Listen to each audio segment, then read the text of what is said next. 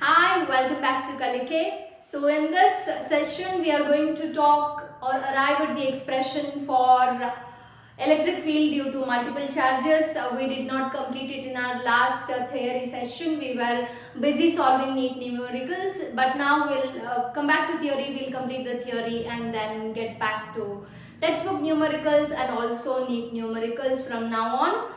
So this entire week is going to be theory on electric charges and fields. So the first thing is arriving at the expression for electric field due to multiple charges. Also understanding the physical significance of electric field, which is really crucial when it comes to understanding or answering conceptual questions on NEET or IIT-JEE or KCET for that matter.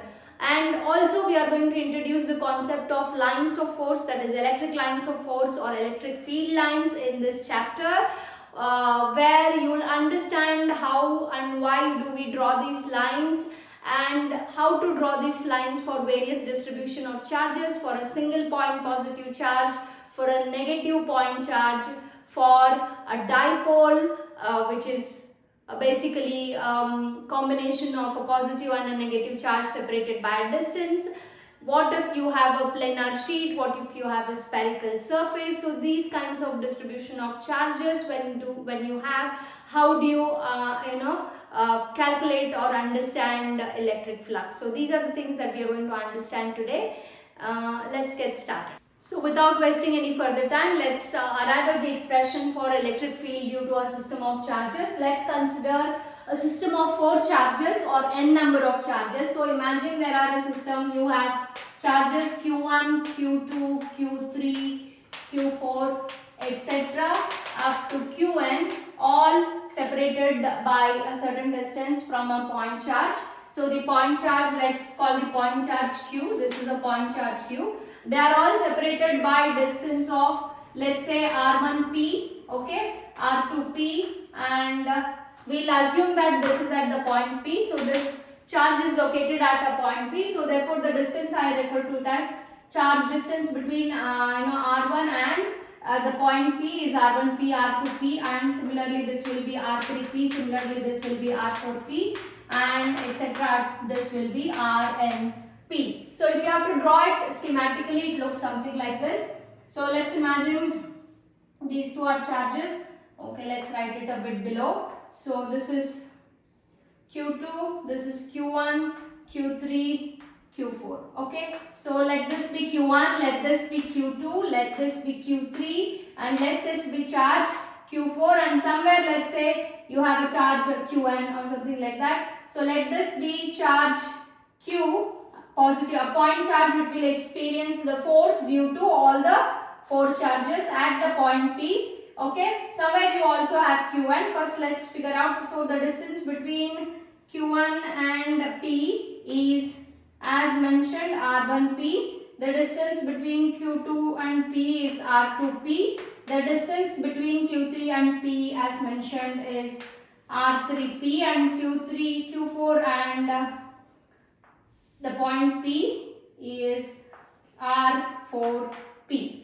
Okay, now let's only calculate this. So since this is also positive and the point charge also is a positive charge, the point charge will experience a force of repulsion due to the charge Q1. So therefore it will move in this direction, it will experience a repulsive force.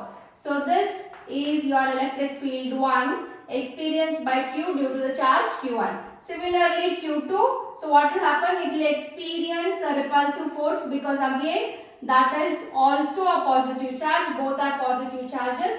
It experiences a force of repulsion in this direction. So there are 2 forces acting. If you use the parallelogram law of vector addition, here you see the net resultant force due to charges Q1 and Q2 will be E net, right? So E net 1 and 2, right, due to these 2 charges. Similarly, let's calculate here. So Q3 and Q, so it will experience a repulsive force in this direction, and due to, so this is your E3. Similarly, due to Q4, it will experience a repulsive force in this direction.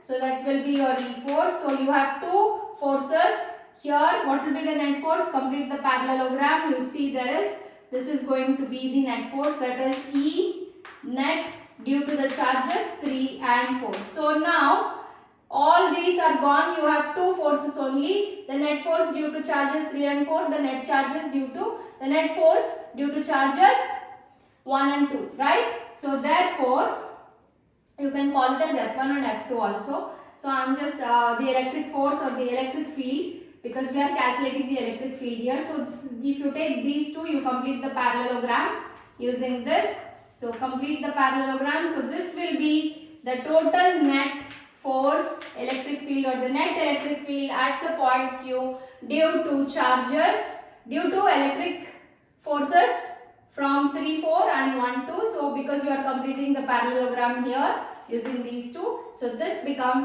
the total net electric field. So first what you do is you take Q1 and Q2, right? You draw it and then complete the parallelogram, arrive at this. So then forget about the entire thing. The only thing that you have to bother is this, because this is where the force is acting. The charge would tend to move in this direction.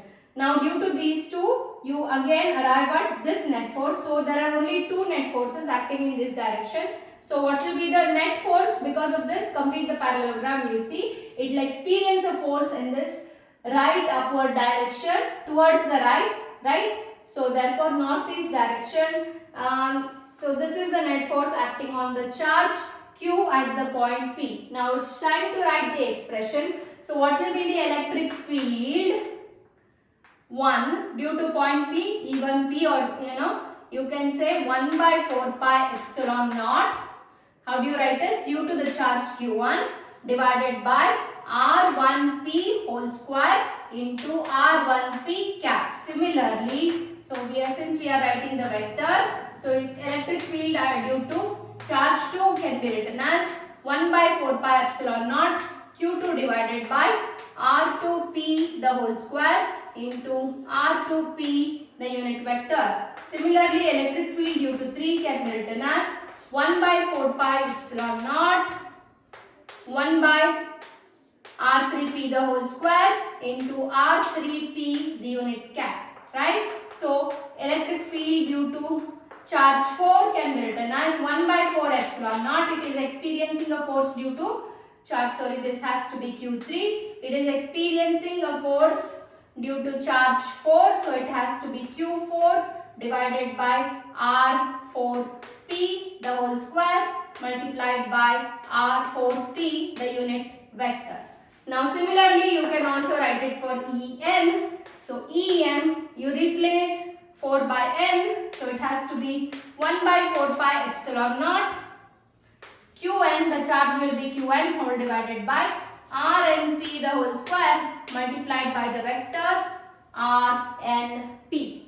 Now if you have to find the net electric field, you use the principle of superposition or Coulomb's law, or just add these vectors and find out what will be the net electric field experienced at the point P on the charge Q. So the net electric field experienced by the charge Q due to n number of charges. So just add this and arrive at the final expression.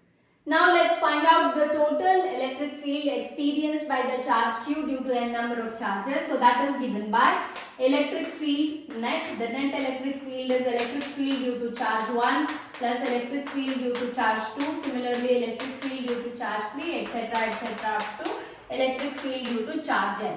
So let's write the expression. So E1 was given by 1 by 4 pi epsilon naught Q1 divided by R1P whole square into R1P the unit vector. Similarly, this can be written as 1 by 4 pi epsilon naught Q2 divided by R2P the whole square into R2P the unit vector. Similarly, E3 can be written as 1 by 4 pi epsilon naught Q3 divided by R3P the whole square into unit vector R3P plus etc.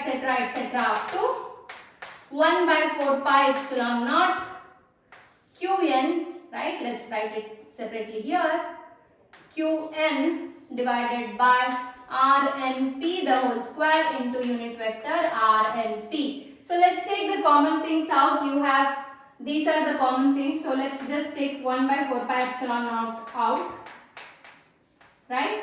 So now what do you have? You have Q1 divided by R1P whole square into R1P unit vector. Similarly, Q2 divided by R2P the whole square into unit vector R2P. Similarly, Q3 divided by R3P the whole square, which is the distance between the third charge and the point P where the point charge was placed. So therefore, you multiply this by the unit vector. This all has been detailed. Why do we multiply it by unit vector? How do you actually vectorially represent electric field? All this has been very much in detail explained in my previous videos. Anybody who is watching, you can go back and watch those videos for clarity. So therefore, this will be Qn divided by Rnp the whole square into Rnp the unit vector. So this becomes your expression for the net electric field. In case you have a numerical and you know these values, then you can calculate the net electric field due to a number of charges and just add them. If there are 1000 charges, then we generally use integration, but yes. So how do you use summation? So let's do that. Okay. So suppose in case there are 1000 charges, I can't continuously go on calculating all this. Even with a calculator or computer, it becomes a hectic job. So what we are going to do is, we'll simply write this as 1 by 4 pi epsilon naught sigma. So let's say I, starting from, what is the value? You start from charge 1 to charge n. So therefore, I takes the value 1 divided by n. So RIP the whole square into RIP cap. So what does I stand for? Where I takes the value from 1 to n. You can see it is taking the value 1 here, 2 here, 3 here, and it can take up to n. N can be 1000, lakh, million or anything. So even if you have so many charges, you can use this simple formula and calculate. Okay. So that is how you arrive for the expression of electric field due to a system of charges, and this could be a very important derivation for a couple of marks or could be for 3 marks. So I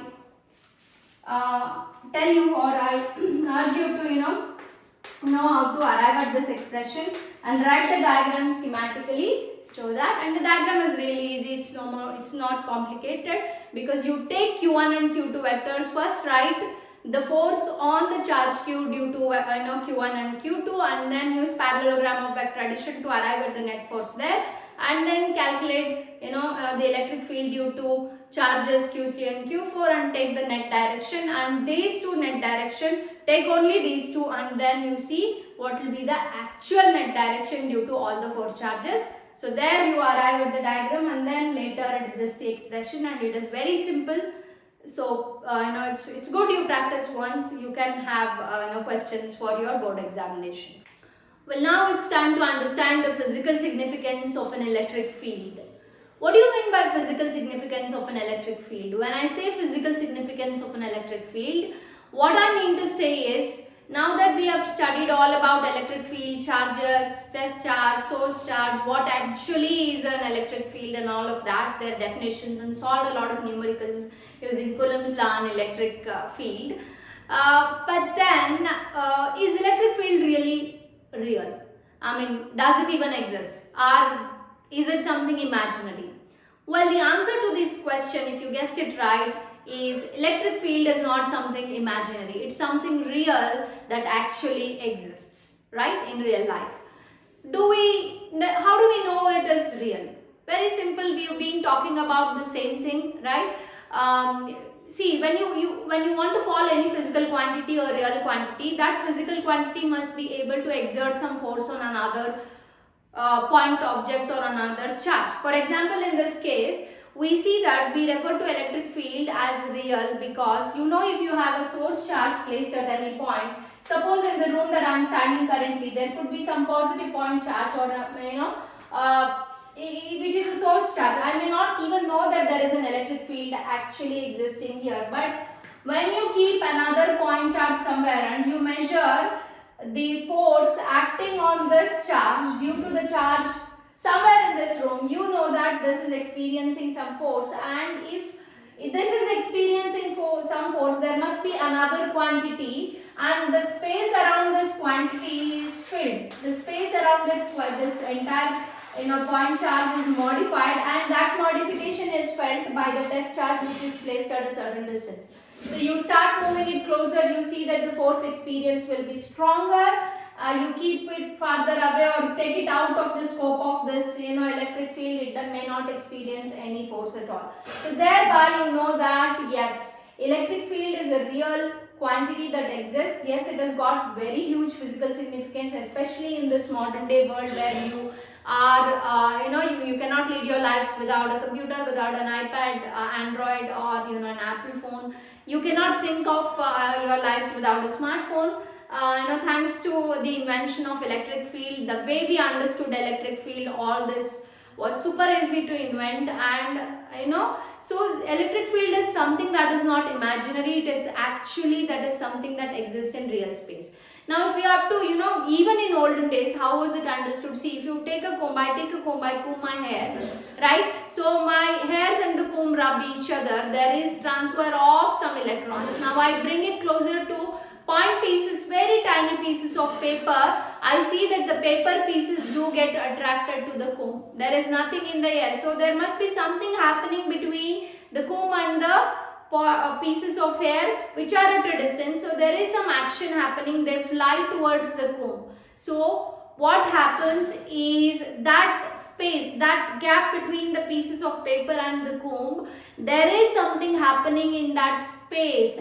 So what is happening or what is spreading in that space? It is the electric field that is being spread uniformly in that space. So which will be experienced by another point object or another charge for that matter. And yes, we do say electric field is something real. So it has got a lot of physical significance. Another very interesting example that I can provide you is water. Suppose you drop a stone into a calm surface of water. You see that the water does not itself travel from there, but the disturbance does. So it is something like this.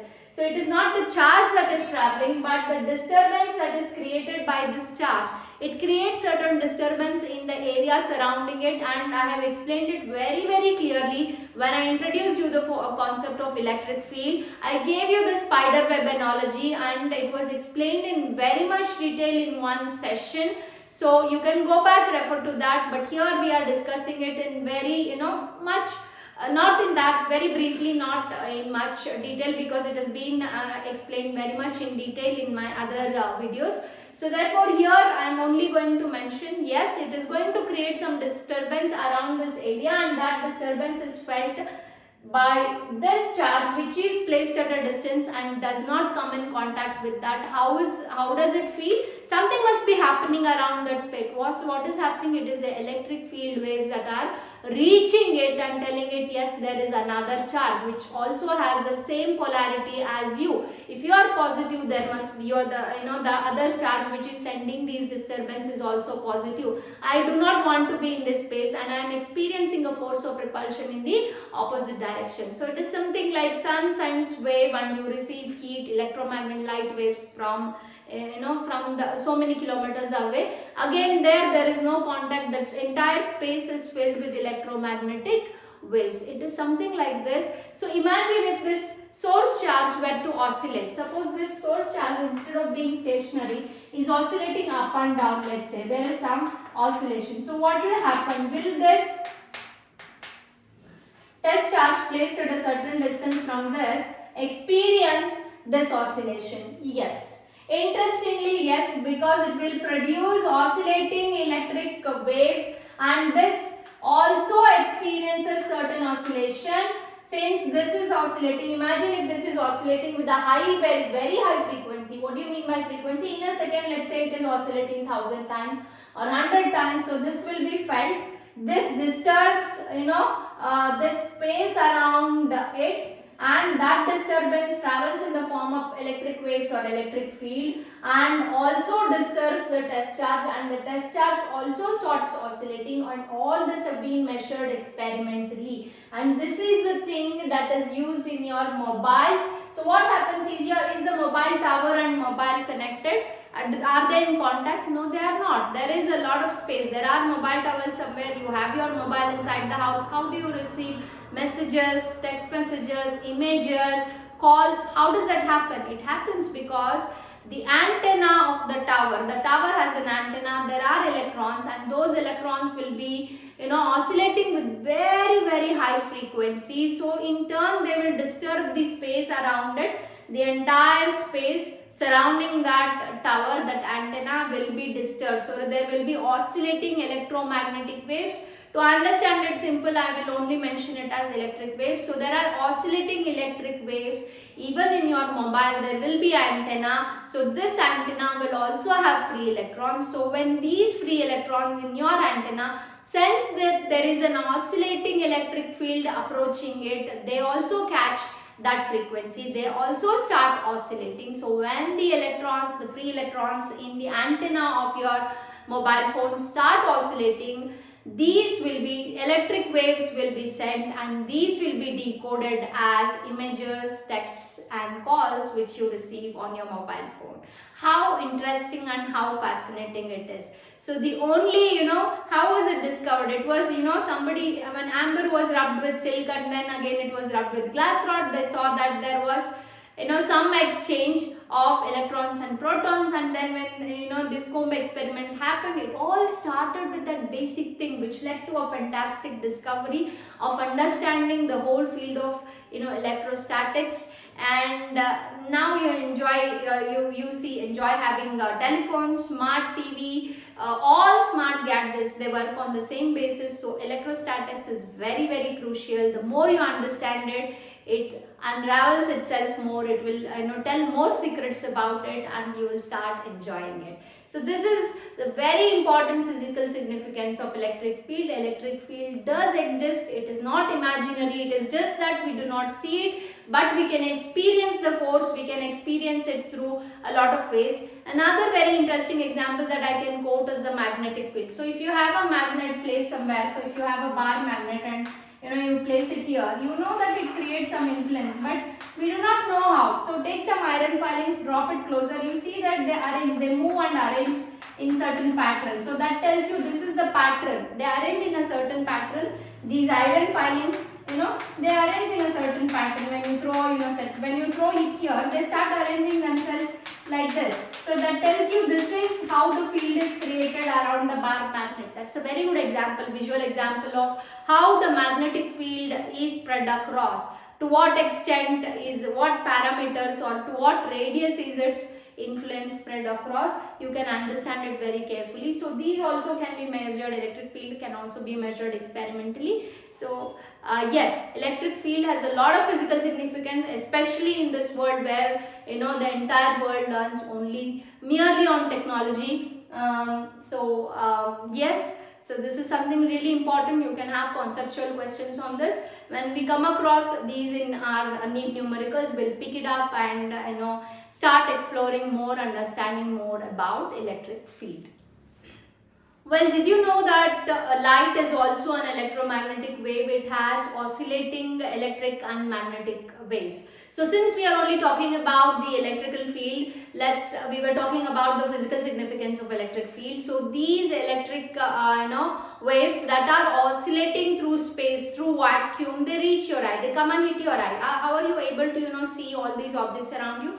So your eye, your retina as such, also has atoms and there are free electrons. So when they sense that there is some oscillating wave reaching their eyes, oscillating, so that it exerts some force on those free electrons, and they also in turn start oscillating. So this electrical wave carries some energy which is transferred to the free electrons present in your retina. So I am explaining it very plainly. We need not go into too much detail because we do not need it at this moment. So therefore, these free electrons also pick up those oscillations. They start oscillating with the same frequency as the electric wave, and it sends a message. All these electric signals are sent to your brain through the optic nerve, and your brain decodes these electrical oscillations, and in fact electrical and magnetic oscillations, and then reads, and these images will be formed in front of your eye and you see the objects around you. So electric field, it all started with this amber thing which was found, which was wrapped with a silk cloth, and the human mind is constantly trying to understand things around it. So in that process, we are in a stage where the entire world would not run without Wi-Fi, without radio, without you would not have microphones, you would not have you would not have these gadgets, smart gadgets that we have today. So without electric field, all this would not have been discovered, would not have been invented at all. So you wouldn't be enjoying all that you see right now. So thanks to electric field, thanks to your ancestors who were really curious to understand how all these were formed. Now since we understood that the electric field is something that is real, although it is not visible, it can be felt. You can feel the force. There are charges that feel the force, and you have technical applications of what we call the electric field, and we enjoy it today thanks to science, thanks to physics, and thanks to those who were curious to understand, unravel the secrets of these oscillations and the electrical force as such.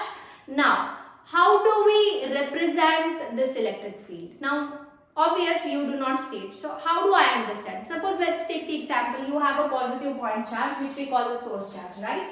So all this time I have been writing, we call the source charge as Q, and there is a point charge plus Q, right? It's a very tiny charge.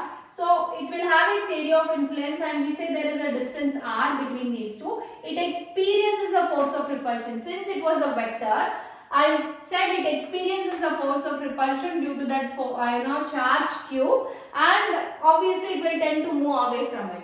But then if I have to imagine the space, you remember I wrote it as a spider web when I explained the electric field, right? So how do I, how is it actually disturbing the space? Is it in the form of actual spider web? How do I write these electrical lines of force?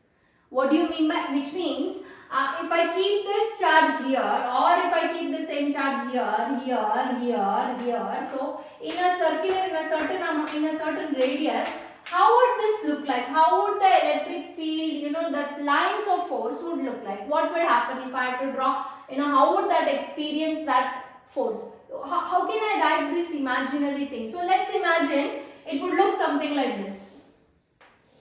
Okay, because you see what will happen?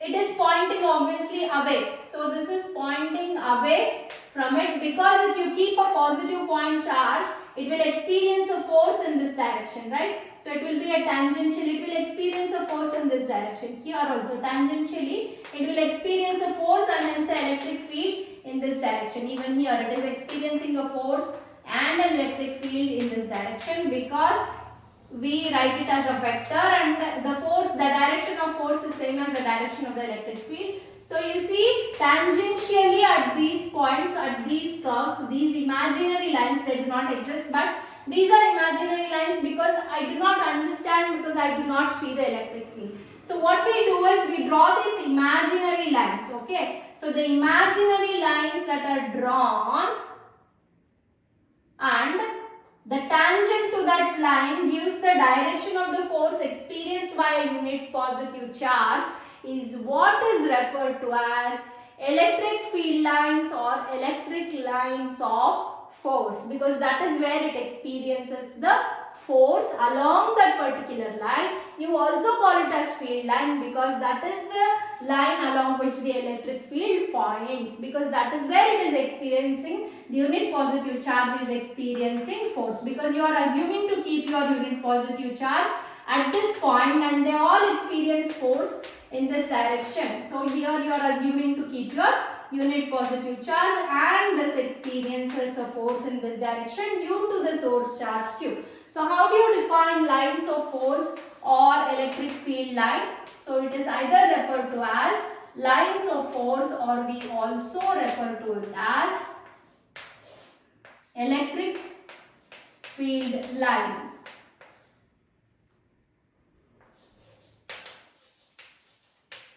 They are both same, they both mean the same. So you can either call it lines of force or you can also call it as electric field lines.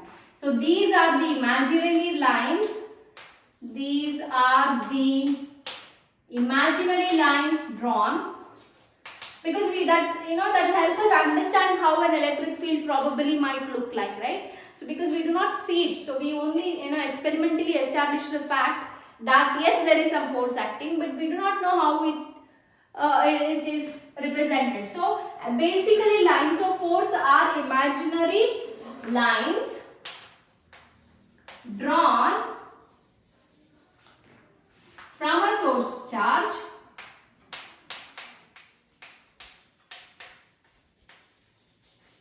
Okay, you draw those lines from a source charge.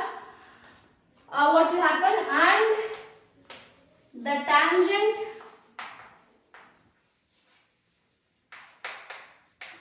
at any point provides the direction of force or the direction of electric field at that point. Direction of force or the direction of electric field at that point. So these lines are what we refer to as electric field lines. So what are they? They are imaginary lines. Where are you drawing it from? You are generally drawing it from which you assume to be a source charge. And what do they represent? And you draw any tangent at that point. That is the point where a unit positive charge would experience a force of repulsion, or it could be attraction. When will it experience a force of attraction? Suppose instead of a positive point charge, if you are keeping a negative point charge. So obviously if you keep a point charge, what will happen? Everything will point towards. They experience a force of attraction. So this is the force of attraction, right? So any positive, so it experiences, this is the tangent, you see, this will be the force experienced at this point by a positive point charge.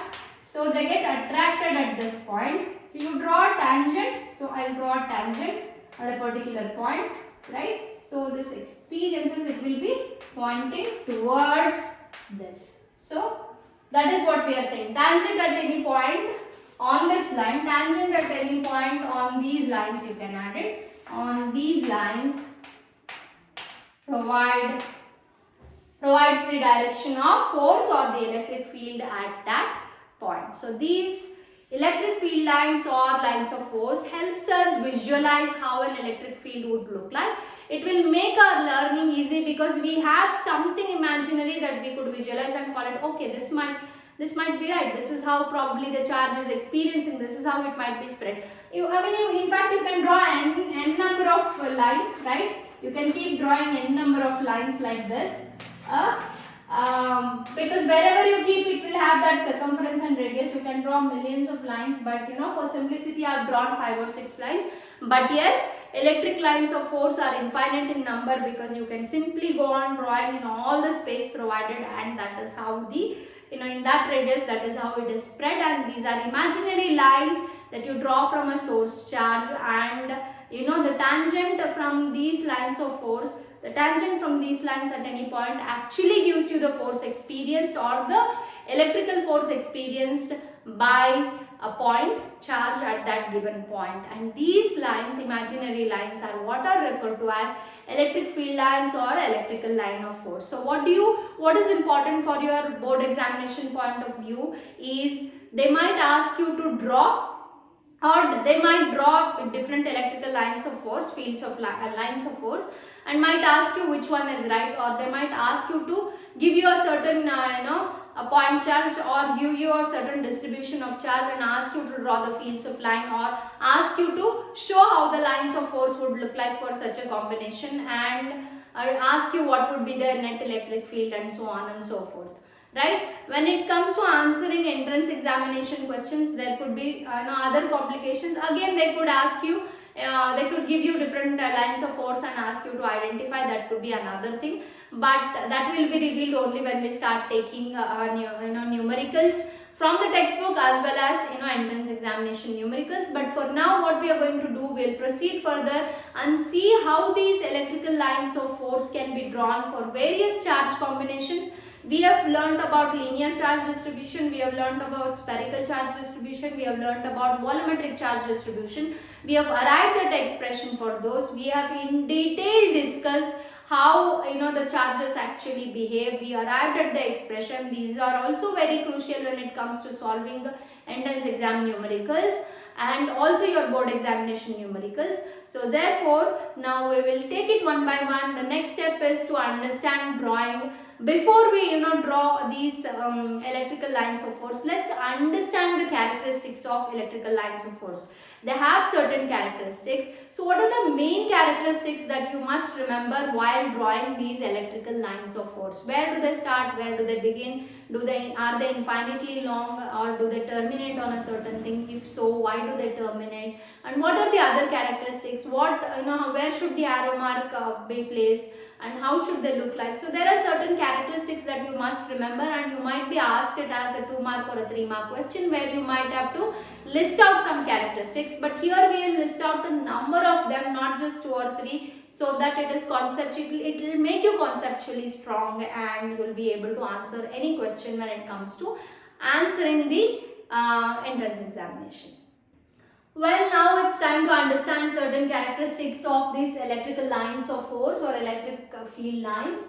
So the very first characteristic is by convention. This is the convention, remember. Electric field lines start from a positive charge. So just like if you have a unit positive charge, then electric field lines start. What do you mean by start? They start like this, right? So you can draw them like this.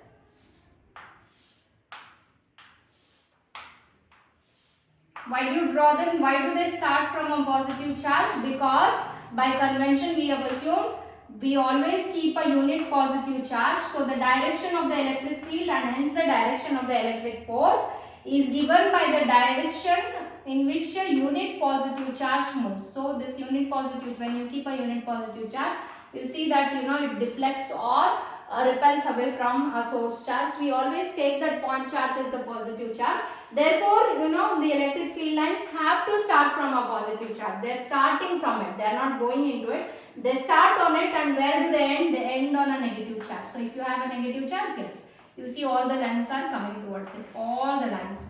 So all the lines will come towards it like this. They go round and round, round and round. They come towards it.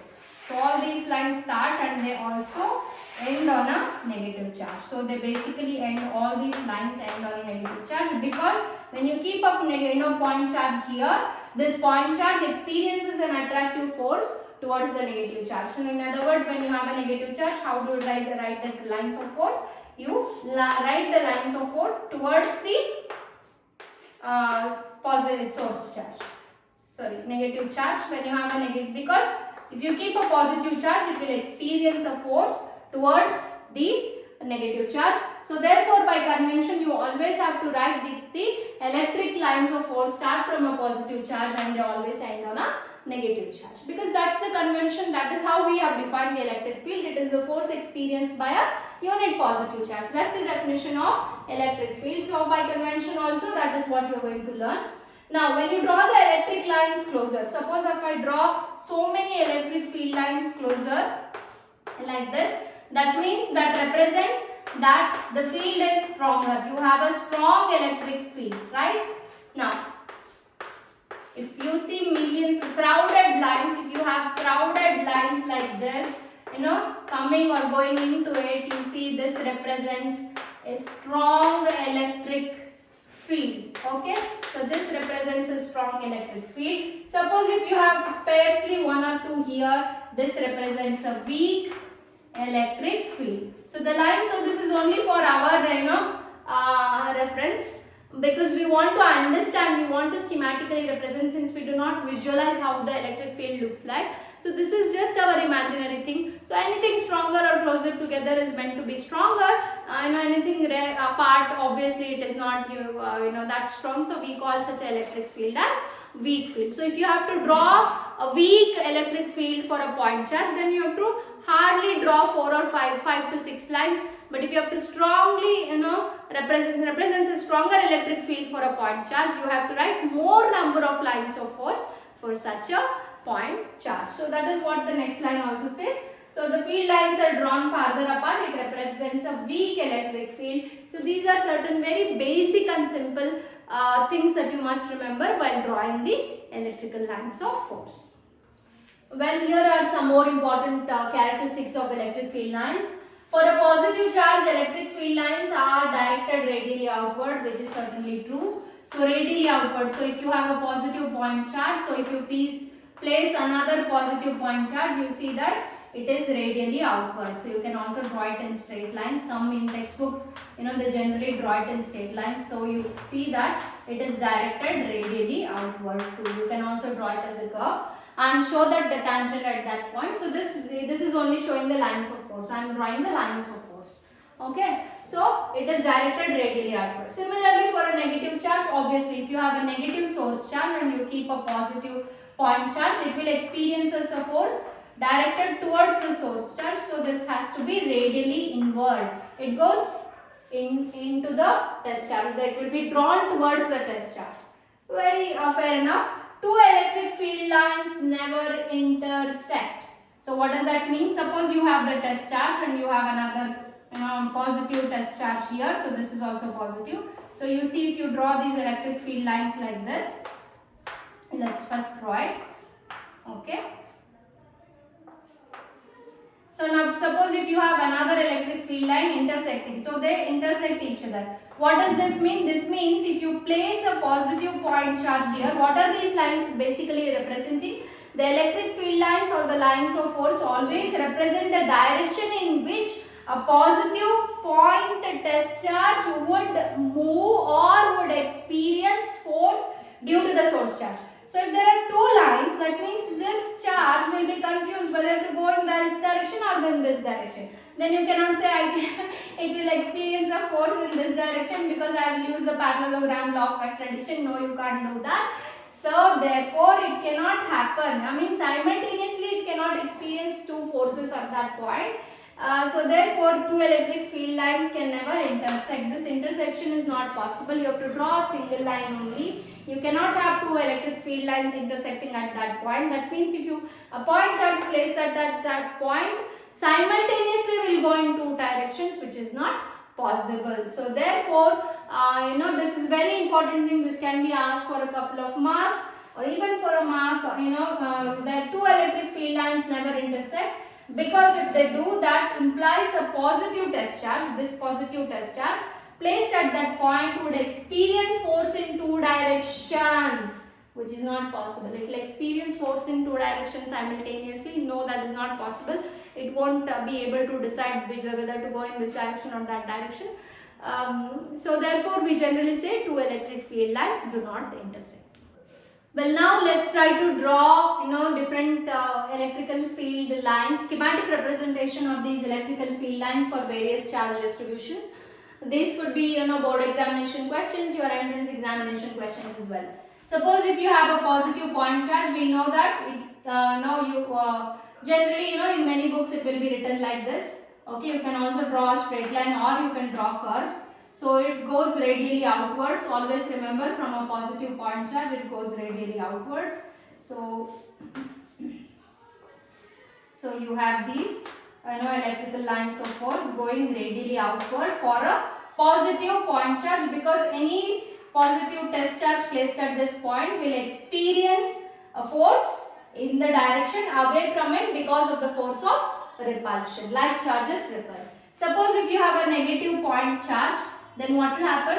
A positive test charge would experience a force towards it. So you see, this is the force. All the field lines will come radially inward, because a positive test charge placed at this point will experience an attractive force, because we know unlike charges attract. So any positive test charge placed at this point will go radially inward. So that is why we say it starts from this and ends on this, right? Suppose if you have a combination of a plus and a minus charge, then how do we write it?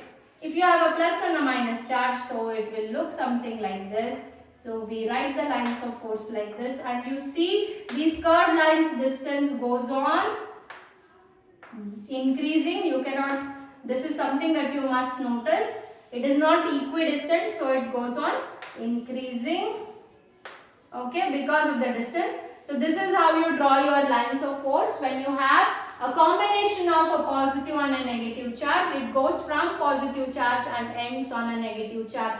And to this point we also refer to as electrical field lines as discontinuous lines. Why do we call it discontinuous lines? Because it does not continue beyond negative charge. It ends on a negative charge. It starts on a positive charge. It does not go infinitely long, but it ends on a negative charge, unlike magnetic waves, because magnetic waves are those which are continuous waves, but we call these electrical field lines as discontinuous lines because they start on a positive charge and we have understood they terminate on a negative charge. Okay, now let's see other combinations as well. Okay, now suppose if you have a positive and a positive charge or a negative and a negative charge, so they both are same. So I will just take the positive charge. You could do the same for the negative charge. So what will happen? These two will repel, right? So there is a repulsive force, right? These two repel. So how do we represent the lines? Here, obviously the line that this charge wants to go away from this charge, so it moves in this direction. So this charge also wants to go away infinitesimally away from this. If left, they just want to go infinitesimally away from each other. So this is how the lines of force would look like. They want to go away and away and away from each other. So this is how the lines of force would look like.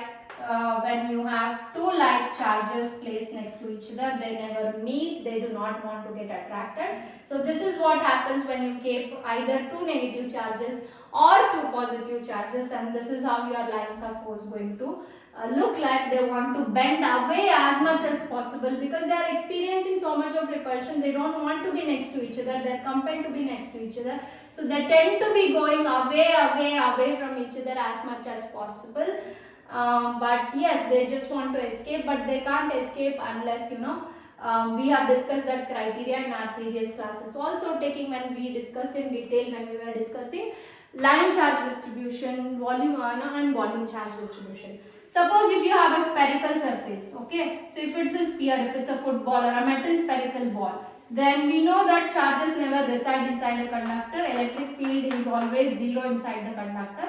They always reside on the outer surface. So if I have charges like this, so this would behave like a point charge. So here it will be any positive point charge placed will repel. So even here also it will repel, here also it would repel, here also it would repel, here also it would repel, here also it would repel. So basically a spherical, if you have a spherical charge distribution, it would behave just like a point charge, a single point charge. There is no difference, they look the same, it is absolutely the same, it will have the same lines of force. Well, now what will happen if you have a long metal wire, a finite metal wire, if it is not infinitely long. So if you have a long metal wire, so if you have obviously the positive point charges, if you have positive point charges on the surface, imagine this is on the surface. So also let's say there you have near. So how does it look like? So therefore here it will be radially outside, right? So radially outside, radially outside, radially outside. Any positive point charge placed close to this. This is not inside the metal, it is on the surface of the metal. This is how I can draw it on the board. So even here, this wants to go as far as away from this, but they all want to go as far as away from each other because they are all experiencing repulsive forces. Let's come to that later at the rear ends. So here if I draw a circle, the circumference, you see all of them it will be radially outside, right? So it is going to be these are the lines of force. So here this is experiencing extreme repulsion because they are closer. Similarly here if I have to draw, so this is your lines of force. Here also there are lines of force. Any positive point charge would experience force in these directions, right? Similarly here also it will experience repulsion in the above below directions.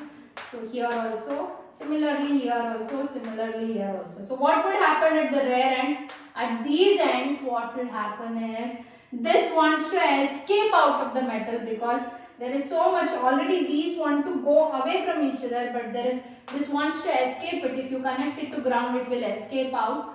but then that cannot, meaning that's not the scenario here. So you see actually these lines won't be like this, it wants to go away. So the positive point charge placed will be, in fact here will be, at this you will see there will be sharping, curving of, this is called curling or curving, you call it as the fringing effect. Okay, this effect is called the fringing effect, where at the corners you see there is a collection and they form a sharp collection of lines of force, because those any positive point charge placed here would not experience, because this is also pulling it. There is this charge, any positive point charge placed here will be experiencing repulsive force due to this. So they all want to go farther away from each other. So this effect is what we call the fringing effect. Some also call it the curling effect, or you also call it the curling effect. There's one more name that I can't recall right now, but yes, this is what happens when you have finite metal wire. Suppose if you have metal plates, okay, what will happen? Okay, it doesn't look. Let's draw a small one. Okay, you have another finite metal plates. They are placed parallel to each other. Imagine there are positive charges, positive charges, positive charges. So negative charge, negative charge, negative charge. So what will happen? It will start from this positive. How do you draw the lines of force? You have to draw it equispaced, because it's going to be equispaced. I have not drawn it properly, but yes, this is how it will be. So they are all equidistant. So these lines of force for two metal plates that are parallel to each other, one is positively charged, another is negatively charged. You see that the lines of force are parallel to each other. They are parallel to each other. Lines of force end up being parallel to each other, and you also see the distance between all the lines of force is equal. So they are all equidistant from each other. So such lines of force, if they exist, you call such a field as uniform electric field. So what's a uniform electric field? An uniform electric field is one where the lines of force are parallel to each other and are equidistant from each other. So if you keep any positive point charge, it will experience the same force anywhere closer to this metal surface. Such a field is what is referred to as uniform electric field, and we will do derivations based on that. So when we do it further, more derivations, we'll understand it a bit further. I hope this class was very helpful. So this class we have basically tried to cover only characteristics, starting from how the electric field derivation is done for multiple charges, and then understanding the physical significance of electric field, and then we spoke about what's an electric field line, we defined it, and then from there we understood the characteristics, we drew it for various charge combinations. So that's the end of the class, because I do not want to extend the class. I want to have a separate class on dipoles and derivation of dipoles, and then comes the Gauss law and its derivation, which will complete our very first chapter in NCERT class 12. From now on it will be more interesting, because the derivations are really interesting, the concepts are very interesting. So see you in my next class. Follow, like and share to Kalike. See you in my next class.